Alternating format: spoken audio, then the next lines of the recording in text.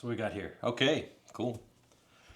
Well, after much anticipation and hype, Mikado came out with a V2 of the Logo200 class. It's if you're here, you already know what you're looking into. The V8 ecosystem. That's what sets this one apart from the previous generation. Let's just go ahead and address the elephant in the room. I think Mikado could have done a whole hell of a lot better choosing a modern airframe. Instead, they went the lazy route and got their old previous logo, which is based off of the OMP M2. Correct me if I'm wrong, but I'm pretty sure it was the V2. Some people are saying it was the Explorer, whatever. No, the M2 V2 is the best I can find. It's older. It's 5-year-old tech. So yeah, this is 2020 calling and laughing and saying we've changed, but apparently you're still stuck in the past. Now, that doesn't mean this thing isn't going to fly amazing. I have every bit of confidence that this is going to fly amazing. But I think they really did a little bit on the lazy side by porting their cutting edge software and flight control and everything over to an older airframe. I'll try to slow down on some of the parts and let you see for yourself. Overall, I mean, it's clean. It's brand new. It better be. Okay. No opinions other than that is a nice pop and canopy. Wow. That does look nice. That's a nice glossy finish on the canopy, so I'll give them points for that, for sure. I was a little bit skeptical about this, though. The battery trays, I guess, are going to be loaded onto these little cartridges, little trays here, so I just bought myself half a dozen extras. They're actually pretty cheap. If you're curious, it was the OMP M2. There you go. You can pause it there, whatever. Anyways, so yeah, back to the shade that people are throwing, and rightfully so. I mean, come on. You release a version 2, and yet you're using the old airframe that failed on the tail control, apparently. And yeah, that's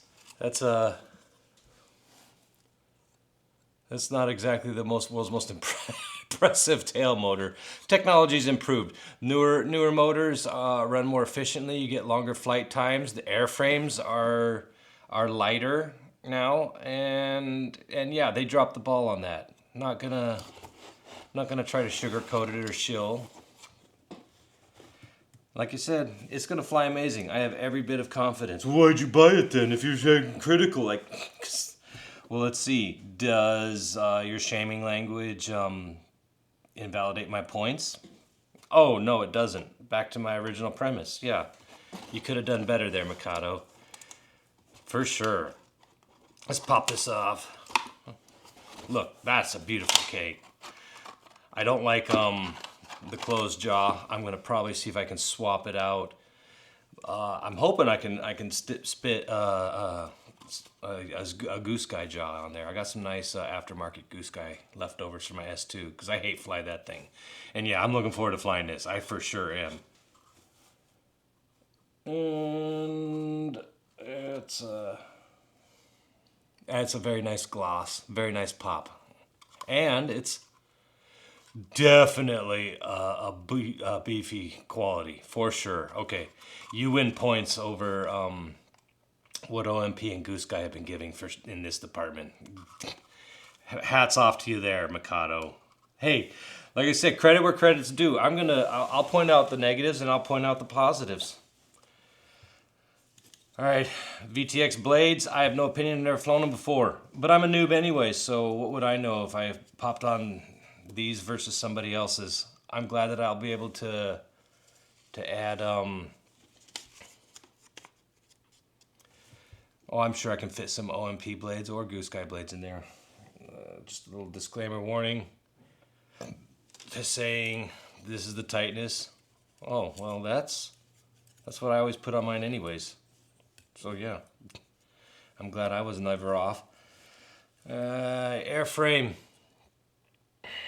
Yeah, this is an old M2 Mark II, V2, whatever you want to call it. Not Mark II, sorry, my bad.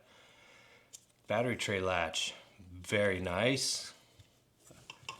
Again, I was skeptical on that, but I can see if yeah, sure enough, it is. All right, there you go. So this will fit. Good.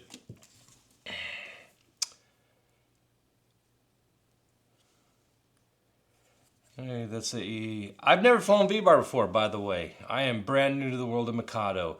So, if you are vested in Mikado's ecosystem and you want to fly a micro heli on your V-Control radio, you know, your EVO or EVO Plus, whatever. I got the EVO Plus, so I don't really have a comment on the others. That's who this market's for. It comes ready to go. I want to fly my Mikado radio on this.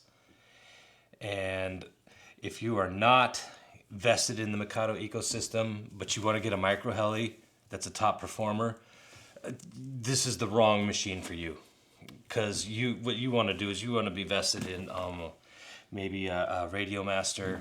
I'm going to unbox this later. This just came in. Shout out. Thanks, BK, for getting this to me finally. That was a lot of delays. It wasn't your fault. We can talk about that later. Anyways.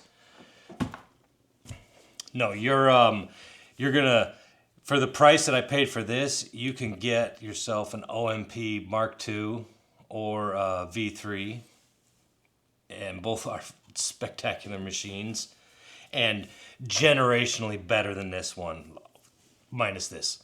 But just the frame and the motor and everything, yeah, the OMP just knocked it out of the park on that. So, and you can pick up a TX-15.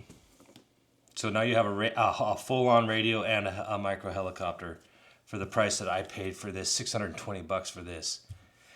Oof. But again, this is really what you're paying for.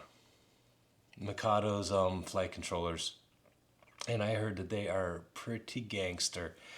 Why do I want to have... I was done with micro helicopters, but I wanted to have a V8 ecosystem trainer, and if you're at, well, why? Because I don't want to fire up my, $4,500 Genesis Sport, because that's going to be my first true Mikado bird, and I'm building that this winter, and just start experimenting with buttons on the radio and switches and dials and settings and what works and what doesn't. I want to make sure that I have everything nailed, muscle memory on the radio, rescue switch and all that other stuff. And I'll do that with this small, cheap, expendable craft. Landing gear, I was skeptical, but I think that we can work with that. It actually does feel pretty nice. I still think they would have been better off giving us some plastic skids. Just all in one, but we'll see. We'll see. Overall, though, oh, there's no battery. I was just curious, that's all. It is what it is. It's older. It's 5-year-old airframe and engineering, and then they slapped on 2025 level avionics software.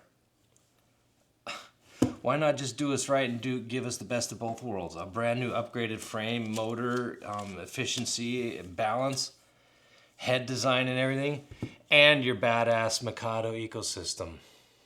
So you lose points on that, but you gain points on everything else I've talked about so far. Again, I think this thing is going to fly amazing. I have no doubt about it. I'm really looking forward to flying it. I'm just bitter and butthurt like so many other people. And there's a lot of people flaming and talking shit about this helicopter. And I get it. I really do.